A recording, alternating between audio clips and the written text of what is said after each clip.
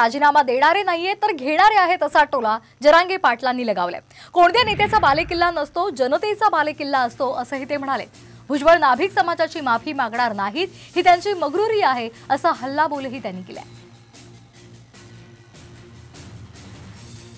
तर नाभिक समाजाची माफी न मागणं ही मगरुरी आहे असं जरांगे पाटलांनी बोलताना भुजबळांवर घणाघात केलेला आहे आणि त्याचबरोबर त्यांनी बालेकिल्ला हा जनतेचा असतो असंही म्हटलेलं आहे। भुजबळ राजीनामा देणारे नाहीत तर घेणारे आहेत असा घणाघातही त्यांनी त्यात केलेला आहे। बालेकिल्ला फेलेकिल्ला कोणाचा नसतो। बालेकिल्ला फेलेकिल्ल्याचा काय संबंध आहे कोणाचा? हे जनतेचा बालेकिल्ला आहे, त्या नाशिक जिल्ह्यातल्या सगळ्या जनतेचा। कोणाचा बालेकिल्ला फेलेकिल्ल्याचा काय संबंध? असं द्या म्हणून देत असतो हे देव, द्या म्हणून देत नसतो देव। ते आणखीन घ्यायला बसलाय पण देणार नाही। त्याने ते द्यावं ना द्यावं हा माझा मुद्दा नाही आणि मी त्यात पडणार सुद्धा नाही। मी इतक्या त्याच्यासारखा खालच्या दर्जाला खालच्या विचारात जात नाही।